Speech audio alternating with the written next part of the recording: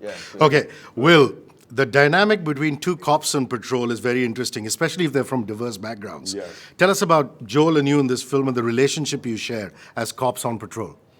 So yeah, so what's this mashup world that we've created? In our world, the elves are the top of society. They're the one percenters. They're like the haves, and the orcs. Joel plays an orc, and they're the bottom of society, and the humans are in the middle. So I play an African American police officer, but I'm racist against orcs, and his character is the first orc on the LAPD. So you know, it was. You know, we had a really great chemistry. For me, it was fun to play that side of the racial divide, to be the guy that was racist against someone who was socially on a lower rung of that ladder. So it was informative and instructive in the learning process. So be a dictionary for us. What really is an orc, literally? Yeah. Well, and the orcs were the kind of the army of the Dark Lord back 2,000 years ago, but they were mind controlled. And the thing is, now that society has evened out, you know, we're looking at South Central Los Angeles, where elves and orcs and all these characters from the Lord of the Rings are now just part of society and trying to integrate. Is that orcs are now out of the spell of the Dark Lord and their own free-thinking kind of race of people.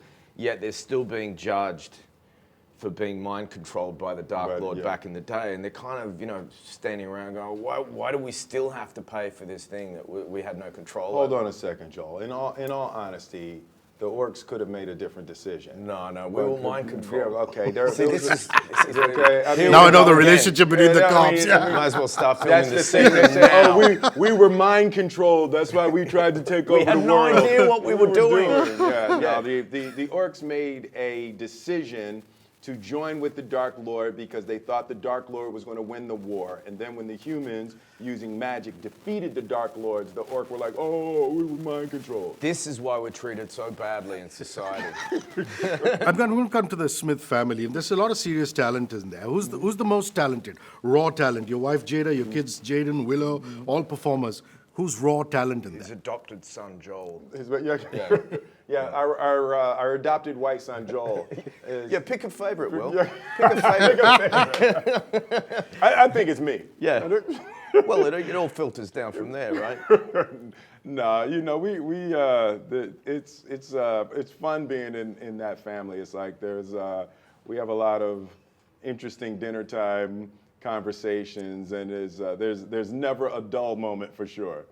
You know, I've spoken to Hugh Jackman and Chris Henderson, just back from the Thor junket, and Yeah. those They're Aussies white, love they're their white cricket. too. They're white. So, Australia. did you play some cricket when you were growing up? You know, we Indians I are crazy definitely about cricket. played cricket when I grew Batsman, up. bowler, all-rounder, what were you?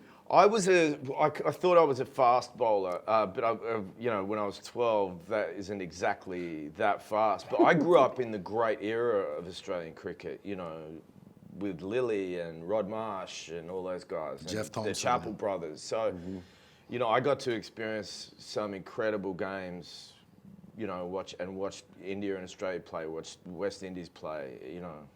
I actually got a shirt up in my room of the Indian cricket team given to me with my name on the back of it, which is a serious conflict. It is. It is. But you guys did well against Sri Lanka the other day, right? Yeah, we did. Yeah. Well, we're waiting to whip you Aussies. Yeah, that's another Well, I mean, if I were on the team, you've got a good chance. My favorite Will Smith song is Miami. What would be yours and why? I think "Summertime" is probably my favorite song that I've made. It was one of those songs where it just came out, and literally as I wrote it, it was like possessed coming out, and you know, it really speaks to my childhood and growing up in Philly, and just every time it starts to get warm in Philadelphia, that record comes back. Last question to the two of you. Now, beginning the year 2018, what would you like to say to everyone who's watching or listening? How can we live in peace and harmony? I mean, there's so much of trolling going on in social media. People are targeting each other. A lot of leaders around the world are getting radical. What can we do to live together as a race? Your Christmas and New Year message. Joel. I think My feeling is if in every situation that we prejudge another person, if we could only walk a mile in each other's shoes, you experience the other person's experience, then we can't, it's so hard to wish another person unwell or violence, you know. That would be my wisdom, is to walk a mile in someone else's shoes. Lovely. Will?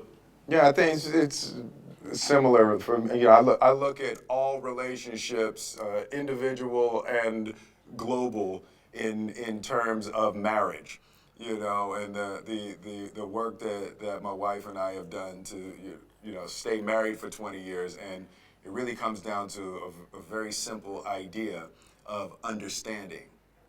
You know, if you can understand what is going on with the other person clearly and thoroughly, and if you can put aside what you think and what you need and what you demand and what your expectations are, if you can put it aside long enough to develop an in-depth understanding of what's going on with the other person, it makes it a whole lot easier to have a peaceful, harmonious, successful interaction. Love you guys. Best of luck for Brighton and everything, yeah? Thank you. Thank you. Cheers.